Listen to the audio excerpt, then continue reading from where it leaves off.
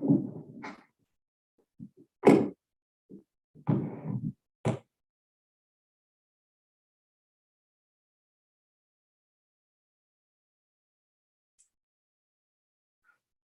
morning, everyone. Good morning, or good afternoon, I guess it is. Venerable will be here in about 5 or 10 minutes, but she asked me to get started with you all. But before we do that, let's just take a minute to settle in, focus on being present here with ourselves and with each other. We'll have a bell here in just a second.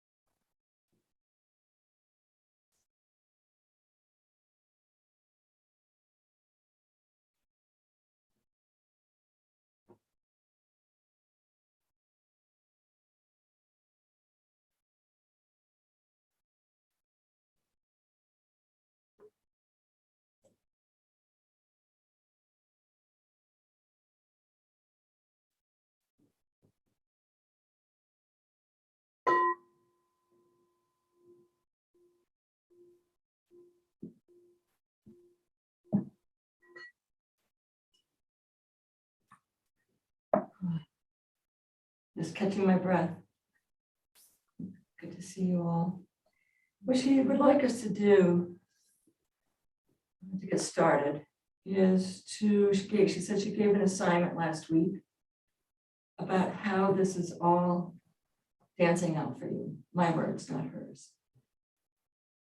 How you're stepping into this practice, what's showing up for you. And to have a conversation with all of us together about what that looks like for you, what you're experiencing. So I'm just going to first start us with homage to the Buddha, homage to the Dharma, and homage to the Sangha. Thank you. So the floor is open. Where is this practice, the work that we talked about last week? Where is that showing up for you?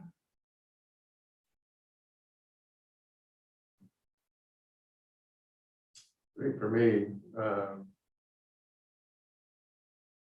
going back to the beginning, I think Can you take your mask off? oh, sure. Thank you.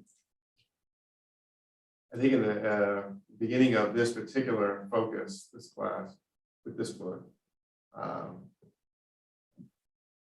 found myself, I think I was reading to keep up. And so as you're reading by, everything makes sense, sounds good, but we're on chapter 4, I'm only on chapter 2, gotta go. And so I was so grateful that Anjali took us back to the beginning, because that gave me an opportunity. I use a note, and in the note, you can actually note. I think people with the Kindle can do the same thing, you can note. So as I see things that are meaningful in the chapters now, I can highlight them and make a note, and then I could see in the notes section, like I was just literally reading my notes for chapter 2, and I could see them. I could just read the notes that I've excerpted from the actual text, so that's helpful. But I'm really seeing some gems. Now, when it comes to chapter 2, have I incorporated all of the practices of prostration? Sue and I are trying to sort of incorporate that into our morning practice. But I'm really attracted to offering, that the section on offering, and how, because I'm always looking for ways that I can carry things out to the grocery store, to the gym, to the everyday, and offerings I can do in that way. And so haven't built up a great cultivation of it yet, but I'm attracted to it, and I will, work now to find ways to remember. First step, remember, to make some of maybe the days, adversity that comes up in the day or something like that, an offering, to realize that others are going through the same thing. Others in the world at large are going through something similar. Self and others are equal. All that stuff that we learned in cultivation kind of keeps coming back. My feeling about this book is if we never left this book this year, I think we would still be scratching the surface after a year. Because it's so chock full of everything we're trying to learn otherwise. This is the guidebook. And I don't think,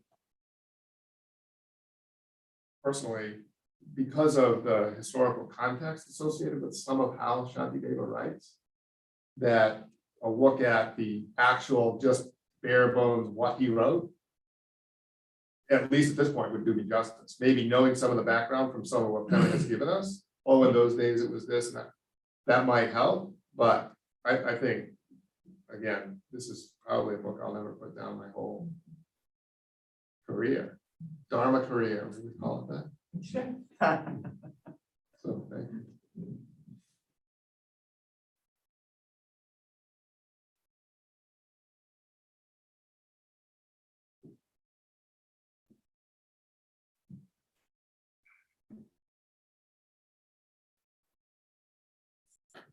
I can say, I don't know if it's, I love the book. But also the sumo practices, who can say what's causing what, but the whole of the entirety that we're practicing. I find myself just letting go, letting go, letting go, letting go, letting go, letting go, letting go. And yesterday, in part of that practice, think of fireworks, when the firework goes up and then it explodes in the sky. And I feel like I'm all those, every color of the rainbow, I'm exploding inside. It feels like my cells are changing. Everything is just in a smile. You couldn't get it off my face if you tried, but it's inner. It's not for anything outer. It's just more and more the inner. And I even ordered a pin that has all kinds of colors on it just because, and I'm attracted back to the hippies. And I feel like, the colored Volkswagen and all the colors and the free, peace, forget the drums. I love the music and the sex and all that. But that feeling, that's what I'm experiencing inside. I even bought a set of dishes that's of every color in the possible. I'm just surrounding myself and I'm exploding in it, and well, I guess you can hear it. But it's from nothing out there. It's freedom. It's just more and more free from everything, and yet at the same time embracing it all and wanting to be able to remove the suffering and so on. I mean, I better shut up because I keep this. But I feel like I'm just expanding and letting go, letting go. Thank you, Suka. Between Joe and Suka, you can see when we talk about cultivation, that's what's starting to happen. That it's showing up in all places, that you're showing up with the Dharma, leading into the Dharma, the Dharma leading into you. And it's true, I totally agree with you, Joe. If this was all we had, with the support of Pema and what she's helping us look at within Shantideva's verses, it gives just a real richness of meaning and allows us the opportunity to be able to step in and look at this when it shows up. And certainly my experience is that it's right there, no matter where I turn my head, it's happening. Other thoughts, other experiences? Sure. I'm not seeing a lot of light or anything like that, but what I would say is experiencing almost like a pressure within to just building and not knowing what it is. So spending time writing. And the only word I have for it's downloads, just asking questions and being open. And then my hand just, I just feel like I'm getting answers, not answers, but direction from like a higher power or something like that. And, but it's very germane. It's very much, within the vein of what we've been working with the Venerable and others on. And the last thing I'll say is yesterday I went for a walk, just a simple walk, and the sun was out. And as crazy as it sounds, like even the wind on my hand and everything, I just felt such a tremendous sense of well-being. For me, not so busy in my mind, just relaxed and a real deep sense of peace, I guess. So I really do feel like things are unfolding. And just thinking about how we're trying to bring in offerings, like, so the other day I had to do that Thursday contemplation and I just, I was thinking about what you taught us 2 weeks ago, just bowing to the chair, knowing that, this is something sacred. It's not just Dharma contemplation, but just bring the best I can bring with what I've got, so little things like that, trying to integrate them in my day. It sounds like intentionality. That's the Being word. just yeah. really aware and intentional with how we are, how we step into each day, Yeah. and with how we do it with each moment. Yeah. Thank you.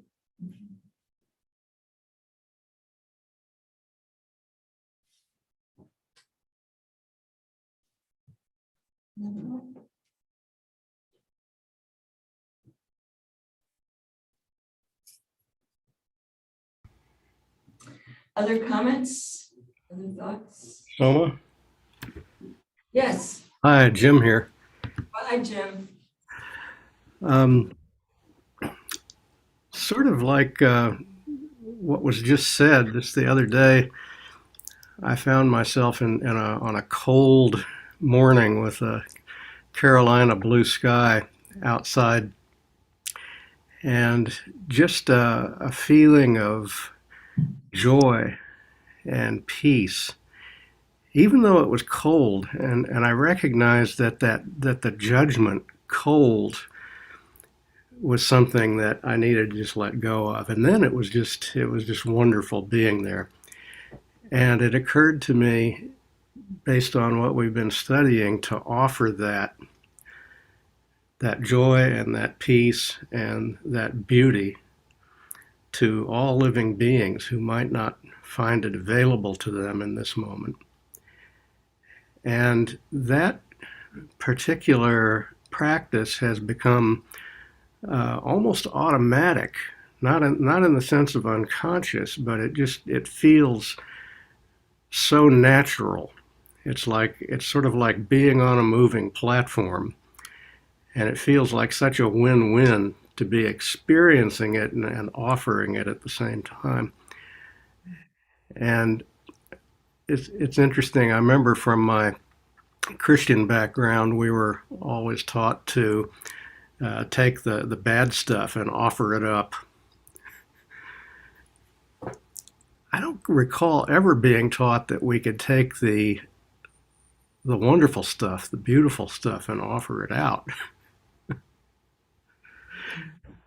So that's been my practice and my joy for the past week. Thank you, Jim. You make such an important point. I mean, it's one thing for us to be able to notice this incredible sunshine and the blue sky, and then to be able to offer it out to whomever we see. And just yesterday at Thrifty, being able to say, isn't it a beautiful day out there? Are you enjoying it? And sharing that piece of it and engaging with people just around that. It's not just, it really is, just all of it is pretty spectacular. I think that's a great example. And it can seem so tiny And yet it means so much to ourselves and then to whomever we're engaging. And what a wonderful, delightful way to be kind of stepping into the world. And And yeah, there's also difficulty and challenges, but both are true. Both are true. And how we face it and how we define it and how we, as you said, label it or judge it. Oh, it's cold. Well, you know, for me, a Wisconsin girl and having lived in Alaska, this feels great. Yeah. And Punny is always joking with me, oh, you know, you like this cold.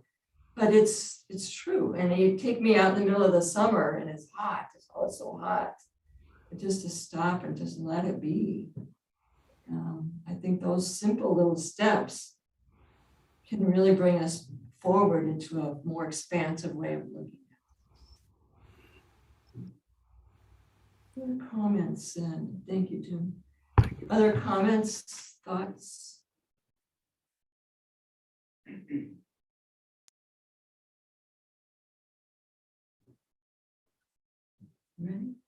Okay, I'm gonna pass the mic.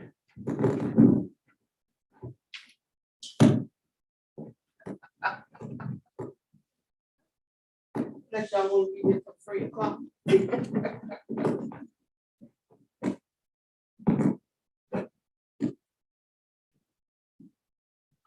No, I took care of it.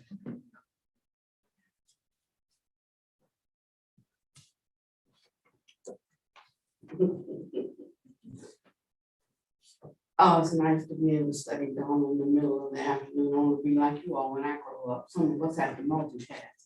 Just as I was walking out the door, we got a call, as you know, we're liquidating 50. Somebody just bought all of the bins. So I just need to negotiate that. That was so wonderful. And talking with the lady, you know, she was trying to negotiate on the price and so forth. And Vi, who works for us there, she was like trying to do a really good job to make sure she got a really good price. And I said, Vi, you don't understand about winning and losing. We can't always win, you know, and a person who knows that they can't always win is also okay with losing. And so I was talking to Vi, but it was on the speakerphone. So I was explaining something to Vi, but the woman heard, you know, and so I said, you give her a fair price and let her do what she can do. And if we lose, then we can consider losing the same as winning because it brings it into something and allows a space for the rising of something else. And so that's it. And the lady, when she heard it, she said, I'll give you, I think she wanted 15 of them. I said, I want all 20 gone. You know, because I'll have to pay to remove 5 if nobody else buys them. So you have to take them all.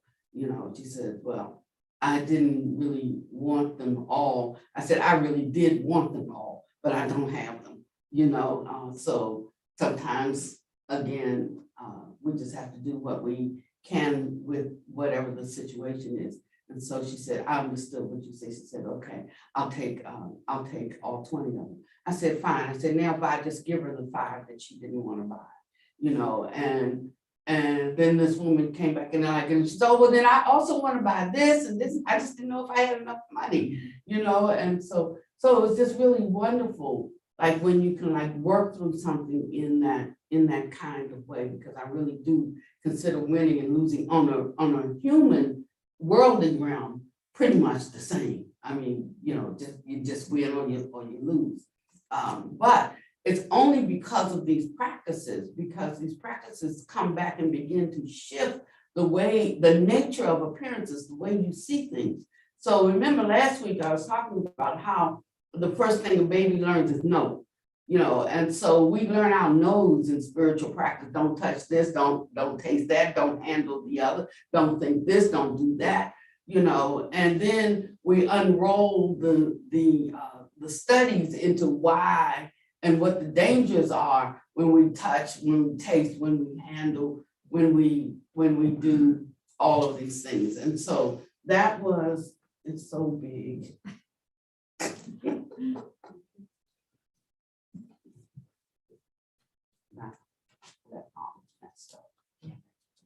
And so we can get into the habit of sticking right there, but we grow up, and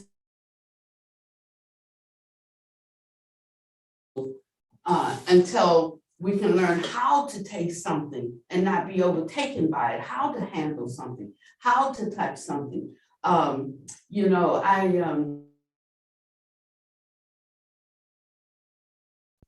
was when we first started, mostly the people who came to Dharma were people who were in AA.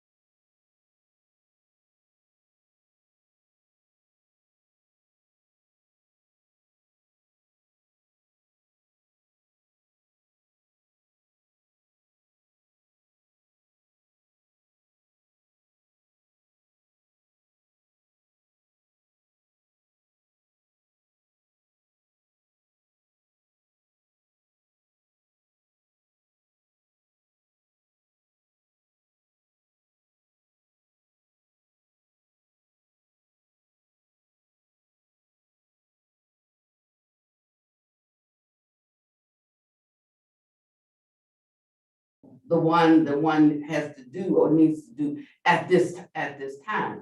And so the Sangha really grew, and it grew all from out of AA people who were finding that they were powerful, that they had the power to control their own life and their own appetites. But it was based on what they were learning about their capacity and stepping into that and seeing the accomplishment of it.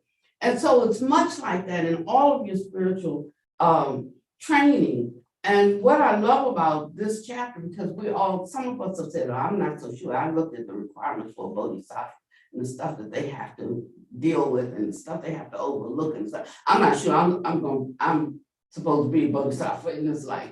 I don't think I have what it takes, But the thing is, whether you believe you do or not, or whether you think you do or not, or whether you operate in the fact that you do or not, that depends on how you have trained and conditioned yourself and undertaken and mastered the preliminaries. And once you have done that, then you will know that you will know that you possess it, that you have it in residence in you, and you can use it. But it's like a millionaire having $1 million in the bank, doesn't know that he has it, then of course he won't spend it. But once one knows, then they can make a purchase, they can make a buy. And so this is kind of like that. So while we have in our human ways divided our traditions into Theravada, Mahayana, and Vajrayana, actually those are all one path, which is the path of the Buddhas. And so we should get rid of all of these kinds of distinctions. As a matter of fact, when our Buddha master started talking about that, like all the great teachers started turning against them, like, you messing up our game now. I mean, we have our ways, and so going against the stream has its human dangers. But once you know the truth, I think something went off. Once you know the truth, what are you going to be able to do about it? There's nothing. You can only operate in the truth that you know. You like can't go back and forget.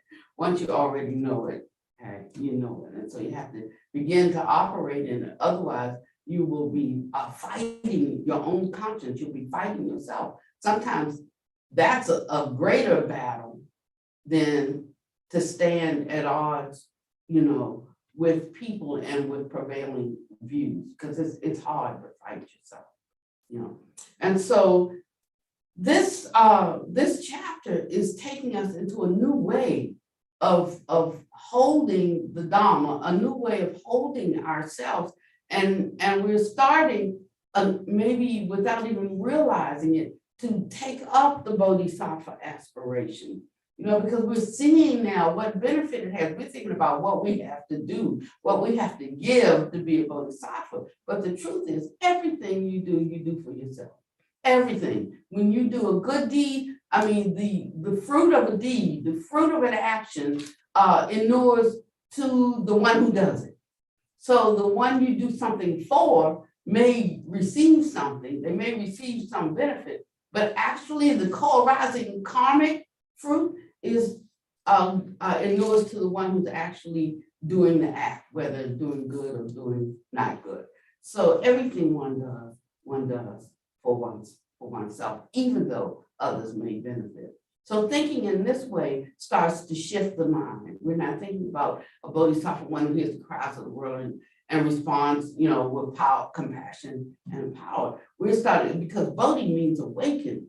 You know, so bodhisattvas are awakened ones. You know, yeah, they might hear the cries of the world. That's because they have clear hearing. You know, it's not clouded by their needs and their wants and, you know, and their views, but just by the nature of reality itself. And they can respond because it's not caught up in habitual tendencies of, I would do that for him, but I got to do that for them right here because they're closer to me. Or, you know, it's not, things aren't understood and walked out in that way. So there becomes an impartial way of being in the world that allows one to respond to the circumstance, regardless of who might be in the circumstance. And it allows them to see both friend and foe equally, and it allows them to see the victim and the perpetrator equally.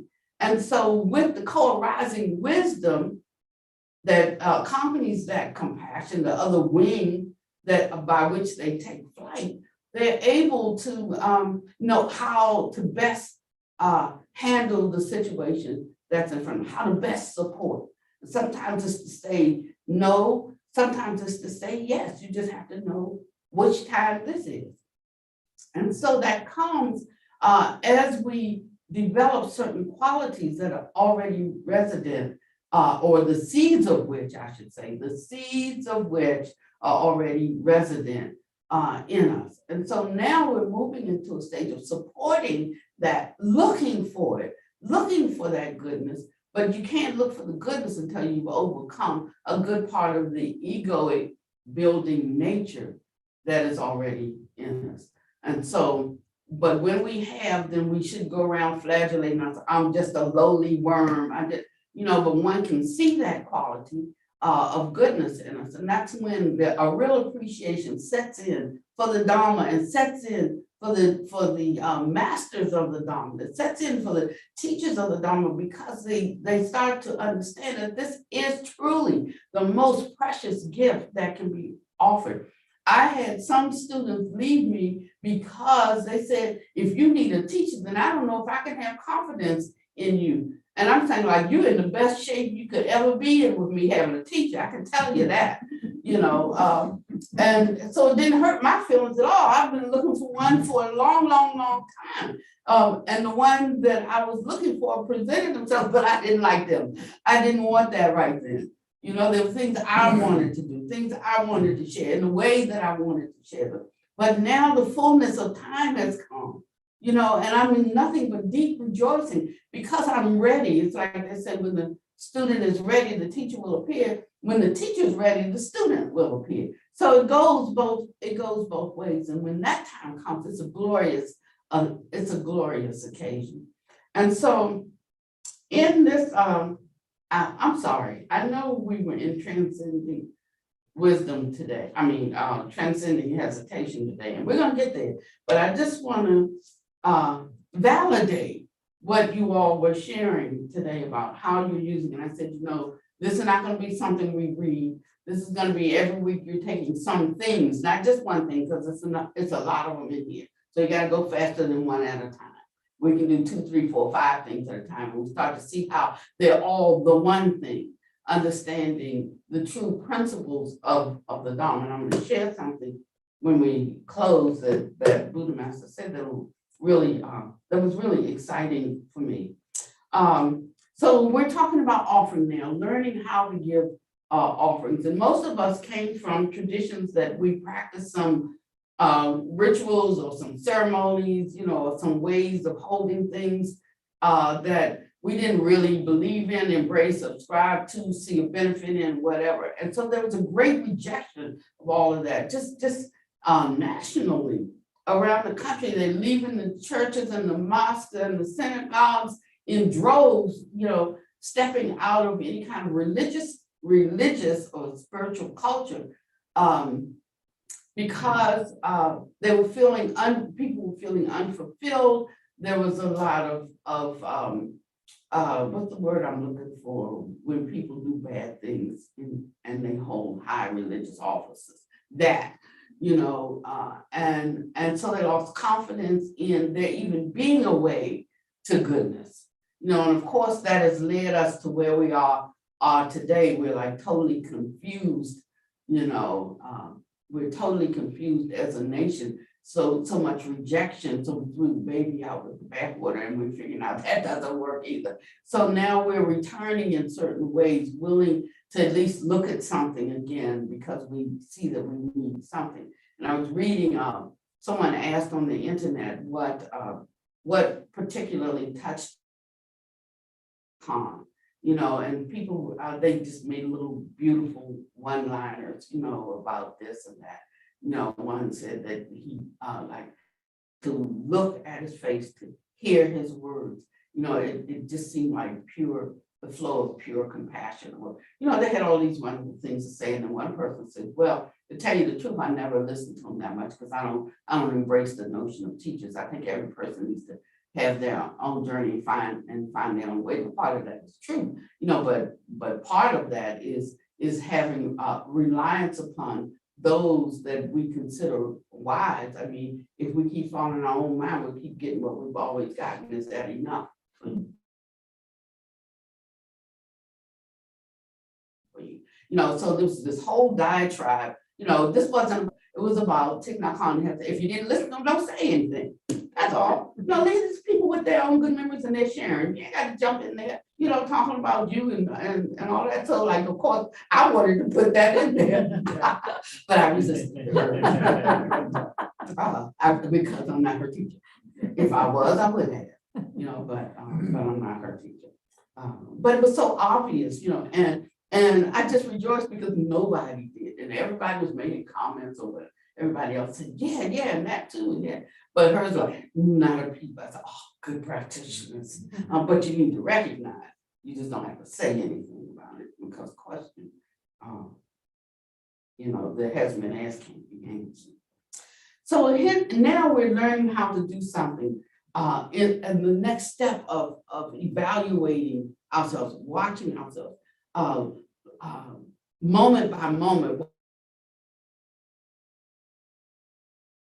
what we think and what we say and what we do. And we're to offer something. We're offering flowers, but the flowers represent something. The flowers represent our capacity to feel love and compassion. So there's a symbol there for us, the beauty of it. And so we start to see the qualities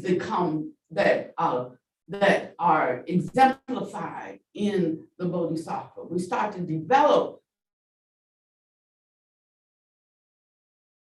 those qualities, bring them forth. So if you outside and ingest it, the quality rises up in you. So whenever you see a quality rising, you know that that's part of your intrinsic nature.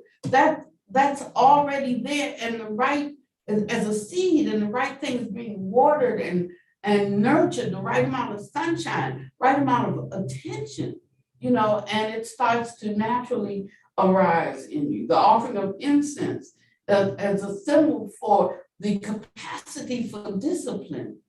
You know, the capacity to say no, you know, the capacity to not judge, the capacity to have discriminating awareness, you know, the capacity to see what you don't want to see, what's hard to see, the capacity to do what's hard to do. And once you start to see this capacity, then one starts to bless bless the nature of it. And in blessing the nature of it, if that's your nature, then one is blessing oneself. So when we talk about blessings, we're saying pour out your blessings upon us. It is like sound the bell, that which allows that particular quality to resound in us, and like a bell we ring forth with that quality. And so some of us have different qualities. One may have a capacity for fierce compassion, for a kind of ability to stick with something. Of what's happening. One has another nature to be gentle. One has not to be a listener, to really be so invisible or so selfless. I won't say invisible, so selfless that when they're talking, there was no one to fight against. I see that quality in Panya Deepa. When he's there listening to you, he's 100% listening. Me, you gotta talk fast, but he's 100% listening. And it's such a quality to be had. But after a while, you start to notice these qualities in others. And you wonder, do I have that quality in me? But you have to notice these qualities. And as you notice them, you can't usurp them, you can't take them, but you can nurture those same qualities inside of you. And that's what mastery of the path is all about. Mastering the qualities, taking up and exemplifying the dharmic qualities one by one.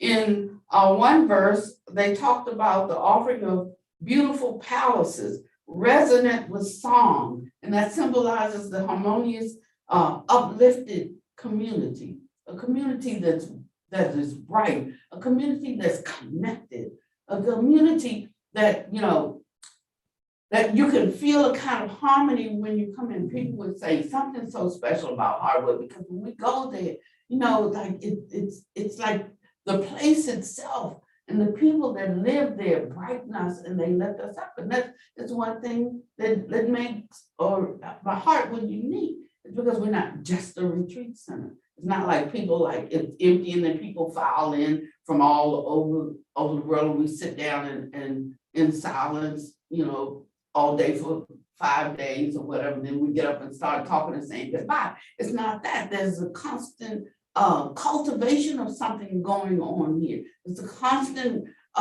falling of a rain. There's a constant engagement and in cultivation, so that when one steps on these grounds, they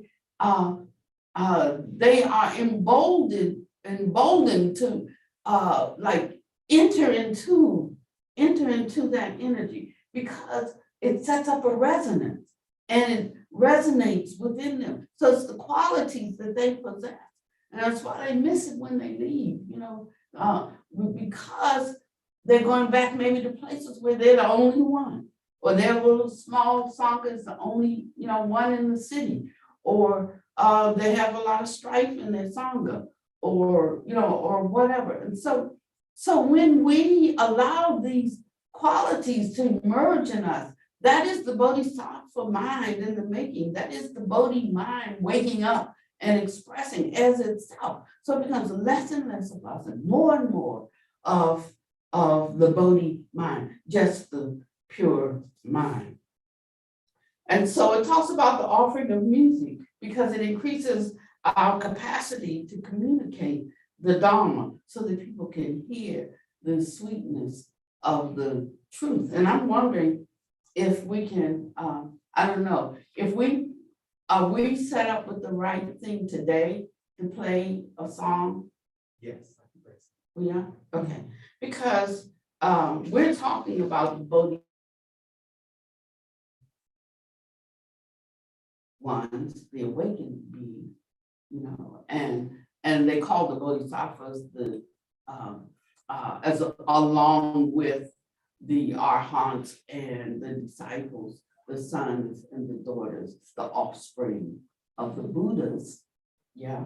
And he talks about to the Buddhas of the past, the Buddhas of the present, and all future time. To the doctrine with bodies many as the grains of dust upon the ground, I will prostrate and bow. So we can bow to the seat. Can we bow to each other? Do we bow to each other? We bow in our ways of communicating with each other. Do we bow in our hearts when we see each other? So it's setting up or setting in motion a constant way of being. And then if we get off the path, then there are remedies for that to just like, get back on the path. There's a chant we do, I can't remember the chant, the chant I'm talking about, sister? The last line is get back on the path. Do you know what I'm talking about? Okay, now that I've tried to pull it up, it's a little slow these days. It'll come out. I'll chant that chant for you all next week. But it talks about all these glorious things and ways that we are. But then the last line is get back on the path. So because we know that in our unenlightened state we falter and we fall. But the thing is quickly, I think say quickly get back on the path, and that's what counts until the karmic conditions are right for our total unbinding, as to just quickly get back on the path. So some of preparing the ground of the benefits of these practices are designed to help us quickly get back on the path. So we talk about offerings can be expanded. So when you're thinking of offering flowers, I mean, Shanti Deva, he just starts tripping. He's not like offering one flower or one bouquet of flowers. He's like offering tens of thousands of bouquets of flowers to the tens and thousands of awakened beings, throughout space and time. I mean, so he's like, it's proliferating, it's growing for him. And the great joy that comes with just that kind of thought is what I'm saying. It can dispel any kind of setback. It can dispel any kind of fear one has. It can dispel any kind of dis-ease one has. It can dispel any kind of sense of lack, insufficiency, jealousy, envy, anything when one's mind moves towards that side. It is the counter to the negative emotions that rise up because these are the seeds that have been watered in our lives, not just this lifetime, but in past lifetimes. And maybe we haven't watered them in this lifetime. They're just rising up from the previous lifetimes in the mental continuum, in the mind stream that we inherited. And so we can do something different. We can turn down the water hose and start letting that dry up. We can, we can put some shading over it if it's been too much sunshine. We can take some shading down if there's not been enough sunshine. So we're looking at seeds that are sprouting. So part of it is that it's not all of our, like as we manifest in the present moment, our fault, but whether it is or not, we have a say. We have a say in what it can be going forward, depending upon our own great wishes. There's a sutta, I think it's sutta number 7, but it's around that 5, 6, 7, or 8, and it's called "If a Bhikkhu Should Wish." And he says that if you wish this, then do this. It says if you wish that, no, then do this. If you wish for this, then do this. And so there's more to our. We have more of a say in things than we realize on one hand, and we have a less of a say in things than we realize on the other hand. And that's why we walk a middle way. We're learning the two extremes and how to bring them to the center point of the middle way is what is useful right now in this situation, what is beneficial. And And like all things, we learn what that means, in real time. We learn through experience. We learn through direct experience. And so we need to take time every day to reflect on what made us happy, to reflect on what made us sad, to reflect upon what made us angry. And then we take the teachings and we put them up against that reflection. And that's how we begin to tweak, how we see things, the structure of appearances, and also how we respond to them, how we have responded in the past. We can review and revive our great aspirations of how we really want to respond to them, and to recognize I have a great appreciation right now for people going through challenges, because I'm going through a challenge. Like every hour, because the other shoe is squeezing, and so sometimes something will rise and be like just as important, like don't say it, don't do it, and then you could take a deep breath. I mean, that's a plain to understand. And then you can get back, into the space that you won't be ashamed of tomorrow. So that's where prostrations come in, because prostrations, they help us to overcome arrogance. It's something about engaging the whole body, engaging the whole, just the attitudinal aspect of engaging the whole body. The other thing that it does is it provides, it's a gesture of respect, of love, and of gratitude. Like when we go into some of the Eastern countries and the people would come out the villages, and it's just a natural thing, and they run to all spiritual teachers and they immediately drop to their knees and bow and touch their feet. Somebody said, you let no people touch your feet, but it was their gesture of respect. It was their deed, and it wasn't, I didn't see it as bowing to me or touching my feet, but in that way that how they hold the preciousness of teachers. I mean, they touched the 5th grade teachers' feet too. They touched the kindergarten teachers' feet. They touched their mama and their daddy's feet. I know you don't have a problem with that, do you? But it's their way of acknowledging and respecting and loving their elders, And so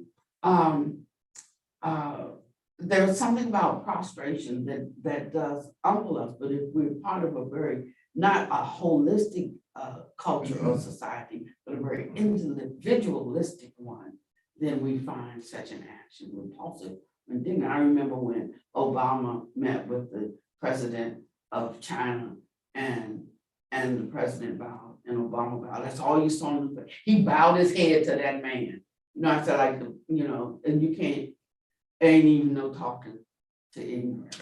You're just not gonna be able to make them understand. That's all they got out of it. The handshake actually was designed to make sure that there wasn't, and most people are right-handed, there wasn't a weapon in the hand. So don't think there's anything so great and honorable about the handshake, and yet the simple bow of acknowledgement is disrespectful. We need to learn, we need to grow a little bit. Another thing is that prostrations help us to overcome resistance, and it helps us to surrender our neurosis, and our habitual tendencies, our neuroses, sometimes just in that centering of oneself and bowing. And you'll notice that sometimes when you're meditating, you'll automatically start to bow. It's something in the letting go of something becomes fluid, not so rigid.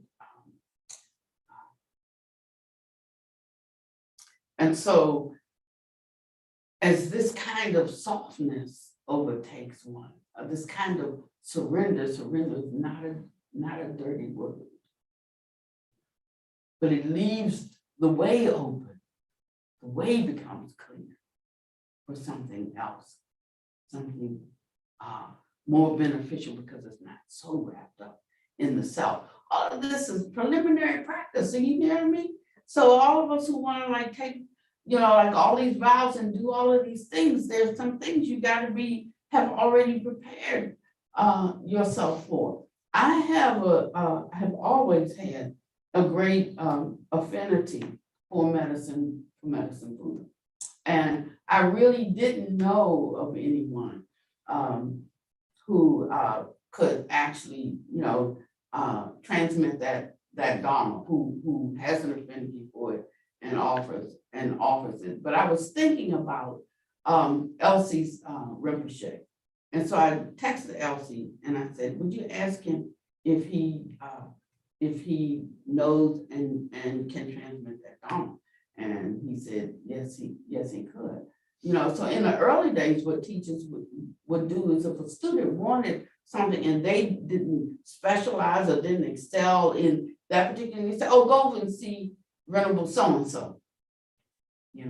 And they would go, nobody said, oh, well, you can't do that if you're over here. But the teacher would recommend somebody, oh, go over there. And then they go over there and they learn that and then they come back, and so, but we've taken ownership of the Dharma in a certain way that I'm not sure is the right way, and so that's why it's good for us to review how things have been done and how they've been beneficial. And maybe we could adopt them instead of figuring out how to make it a commodity and how to become professional Dharma teachers, so that we can have as a means of a lifestyle, because it's not about any of that. And there's going to come a time that there's a reckoning for that.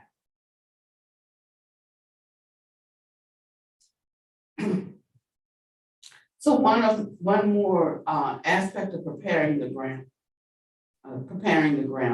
are the 4 powers of confession. I like to use these words, powers, so that we don't, so that becomes ordinary in our vocabulary and in our understanding of them. So whatever ideas you have of powers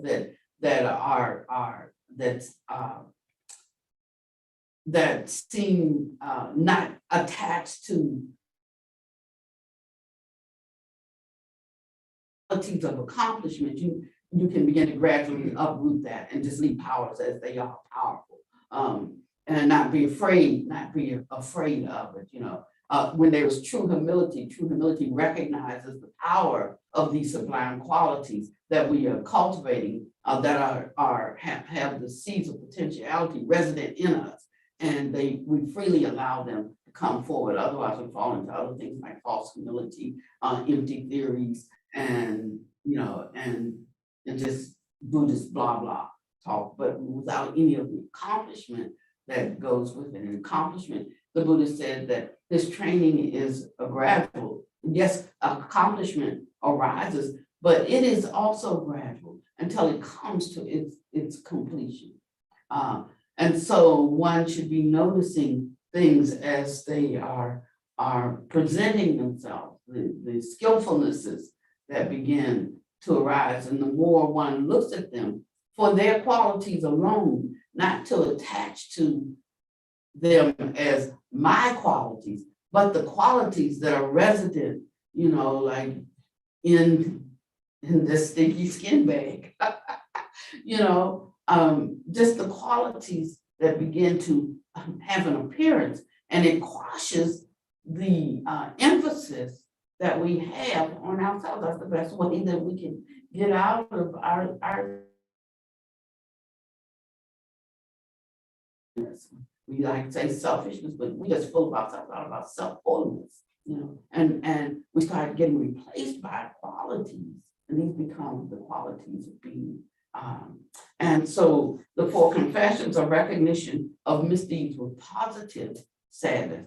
That means I'm not so bombed out about it, and all of the negativities, but I see the harm that is caused. I see the danger in it. Sometimes you can see the harm that something has caused, something that you initiated, something you did, something you said, but you still have to save face. So there you are trying to save face on the outside, on the inside, you feeling like crap. Because you saw your part in it, but you're hoping maybe they didn't see my part in it. Or I'm gonna defend my part because like, I've got to defend myself. And that's just a natural, that's a habitual go-to place when we feel challenged or when we feel outed or when we've even seen ourselves, And so it says, oh, that's so natural, kind of like, it's so natural for you to feel that way because that's the habitual tendency, that's the go-to place to protect oneself, even you find the kids get to a certain stage where they start knowing right and wrong, that's when they start lying. Before, when they couldn't figure it out, it was like whatever it was, but when they started figuring out there's a right and there's a wrong, there's a consequence if they know and if they don't, then lying comes up. Nobody had to teach them how to lie.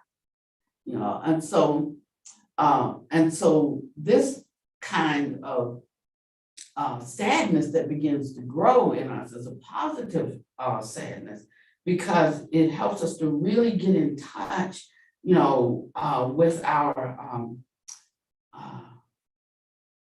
with our misdeeds in a certain way that we have a deep regret.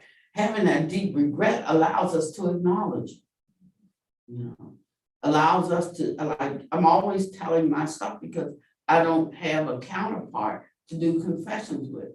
But it says that we should get together twice a month and we should make confessions. There was a time you couldn't even bring that up in the Sangha because nobody was ready for that. Somebody like, yeah, just wait till confession day, and start, outing somebody. Well, like somebody didn't say what they did. It's like, well, you did such and such, And so there's I felt that it wasn't beneficial to put it into place. And so then we just instituted it for the nuns to do, but then I found out, like the nuns in charge ain't got no confessions, so, okay, so then we're not gonna do that until we can all just be on one level, and we acknowledging our shortcomings. But then I started thinking, why do I have to wait for 2 weeks? The minute it arises, that wasn't the right action. Then just deal with it then. Even if you just said, it's like, I'm so sorry.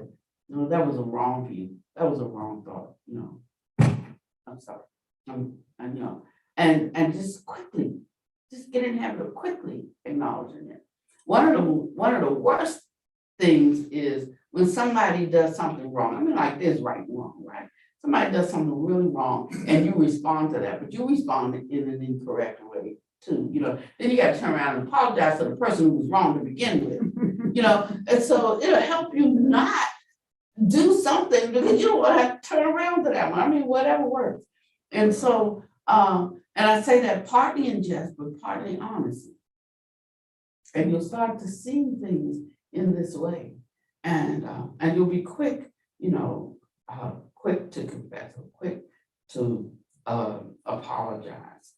I remember like when I used to be with other monastics and then I would participate in that. And I remember being at like one monastery and one nun she would like just come right up because this is not you get kicked out of the monastery offense, right? It wasn't a parajica, meaning you're no longer a monastic, and it wasn't one of the ones where like nobody can talk to you for 2 weeks until you so you're isolated in the community while you ponder, your actions and strengthen your resolve, and then after that you get welcomed back into the community. So you sort of like isolated while so within the monastic code there are lots of different remedies.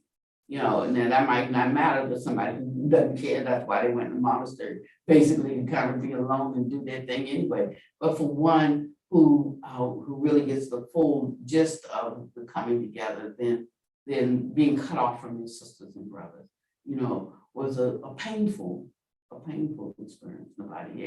Nobody speaking to you, just like you're invisible. They walk by and you don't want to be in that relationship with them. You want to be in good relationships. So these things were set up to kind of help people with their resolve and with their discipline. Yeah. And so So confession can be a good thing if it's used in the right way, but there was one nun, and she would say every confession. I confess I stole some food, I ate it in proper times, and I mean, we could just wait for it, because she wasn't using it to build any resolve or, and there wasn't that kind of contriteness there. It was like she was following the rules, she was doing the confession, but she had no intentions of changing the behavior. And so that becomes a part of this kind of confession. The third aspect of it, reliance on basic wisdom and remedial action, putting effort behind the resolve, right, to do our best and not keep making the same mistakes. And now I'm gonna have to skip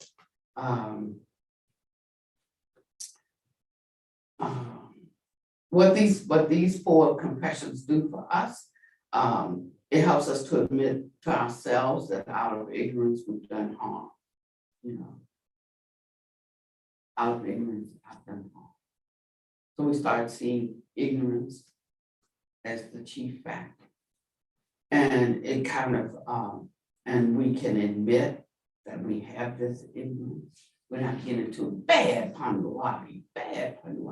We see the ignorance, and we can admit the ignorance is our adversary. It frees us to move beyond repression and a lot of guilt. And if we've done something in the past that we are remorseful about, we can do things in the future to not to make up for what we've done, but to work in that same area doing good deeds. And we see our capacity for goodness right in that area. And they gave an example in this book. For instance, if we've killed animals in the past, perhaps now we can protect them. So taking up a practice, you don't know why somebody takes up a particular practice. They don't have to explain to you why they're taking up a practice. But sometimes people take up a particular practice not as penance for what they've done, but as a turning of the heart. It's a way that in their heart that they are expressing their regret and acknowledging their capacity to turn. So he says as we near the end of this, that, okay, when we're doing these things and we're doing when I say Mahayana, I don't mean Mahayana, the lineage. I'm talking about that which encompasses not just me, but me and others. That's what I mean when I say Mahayana. Now I'm not working on my personal development, but now I'm thinking about myself and thinking about others equally, and acknowledging the mighty works that other disciples have done until they reach certain heights of accomplishment. And then I say, grant your blessings, or pour down your blessings upon me.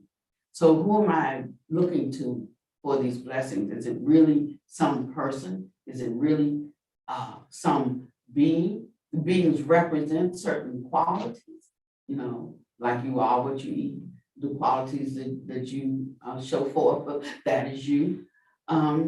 And so it's really to understand this in a different way.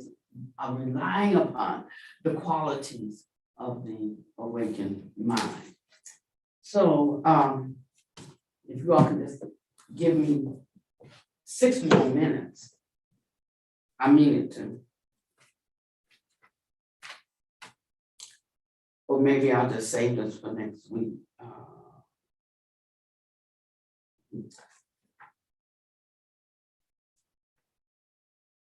I think I will. I'm gonna read a sutta, a dharma that Buddha Master penned, the supreme and magnificent dharma. And I gotta find a date that I can do that. Maybe it'll be this Sunday at 5. So maybe we can figure out how to put that up if anybody wants to tune in, because they have to actually sign in. They have to sign in for that. But he talks about the principles of Buddhism and understanding the principles of Buddhism. And I went through this discourse, and almost on every page, he kept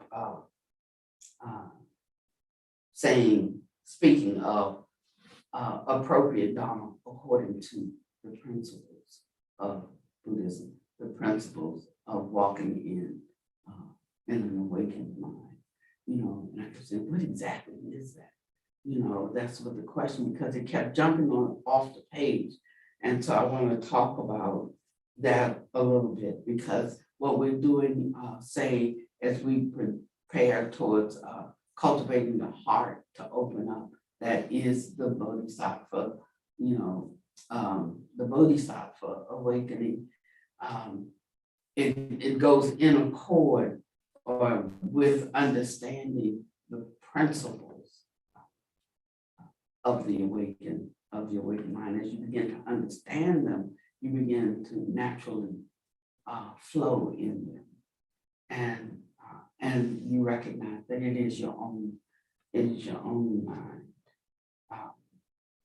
So yeah, so that I can do justice to this, I'll say that for next week. So I'd like to close out today with a song that was written during our Dharma retreat. You know, we just got together and had some chords. We had Michael strum some chords, and then everybody just sit and just like whatever you feel rising up out of you, like just singing in the key of the chord, you know, and come up with your own melodies. And we took it, the Dharma Voci, we took it and we turned it into a song that we think is just wonderful. And it hasn't been released yet, but it will be. But I felt today that I wanted to share it with all of you. Some of you have not heard it, or some of you were in the class when we were beginning to put it together, and participated in helping to create the song. So it's being sung by Santi Caro.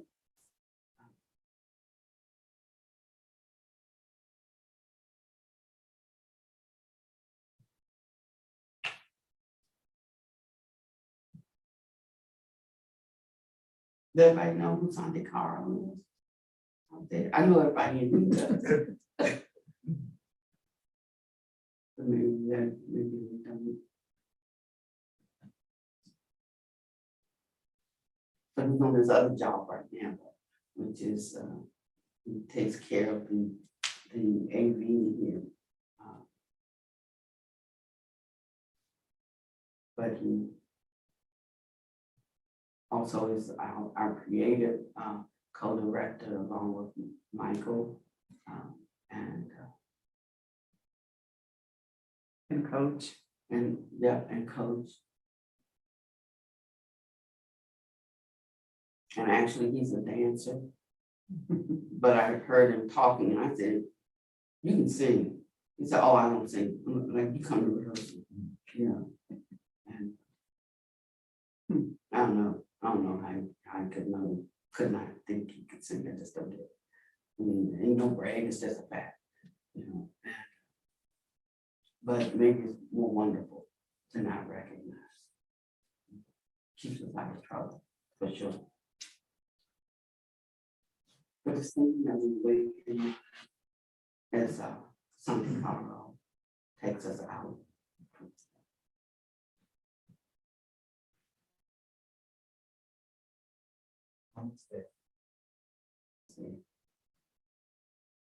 And I just do that on So I apologize.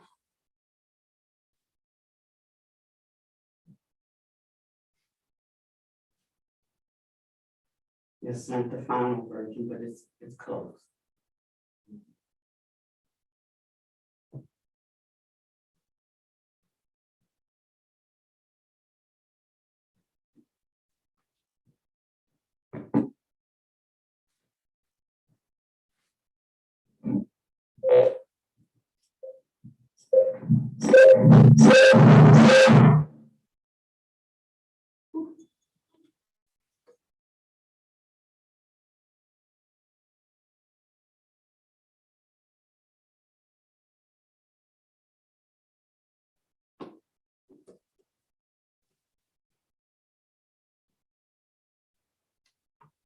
And it is worth waiting for if you can.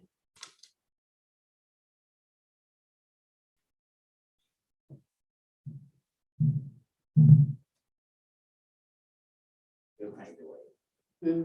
might need to wait. Might need to There's think. a different signals happening right now that I'll have to play with. So Oh, you can't get it right. Okay. sorry about that.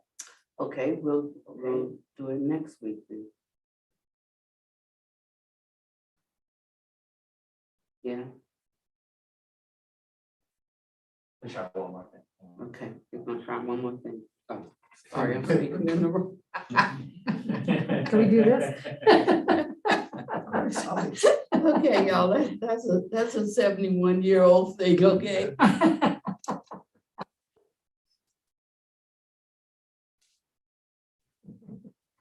The Davis of creation.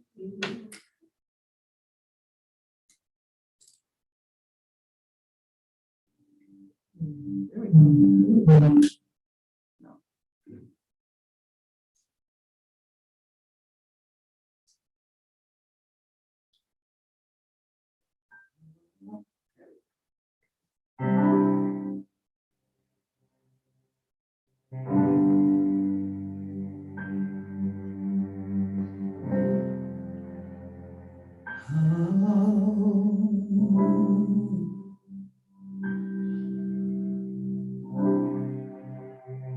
Walking in a storm stream,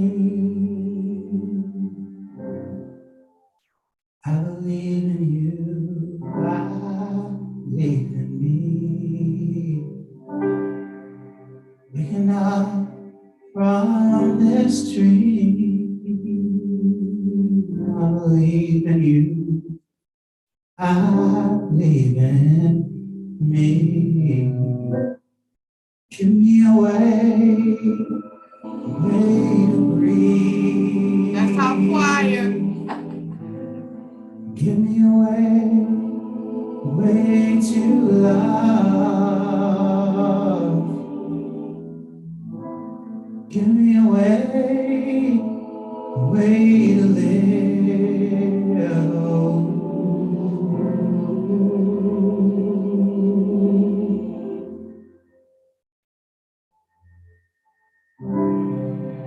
No more feeding the illusion of a solid separate me. Bodhisattva's guided my way,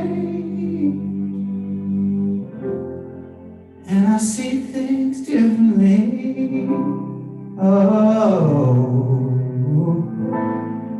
give me a way to breathe. Give me a way to love. Give me a way to live.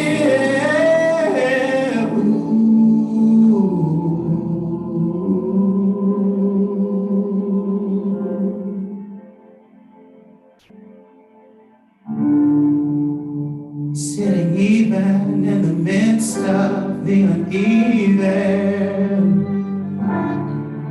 resting with the don't know mind, reflecting truth that time is short now. No more blocking out the wisdom and spin right in all the time, knowing the way to breathe, knowing the way to love, knowing the way.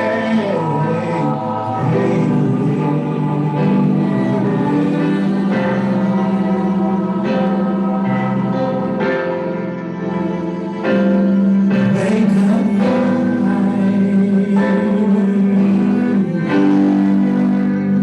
oh, wake up,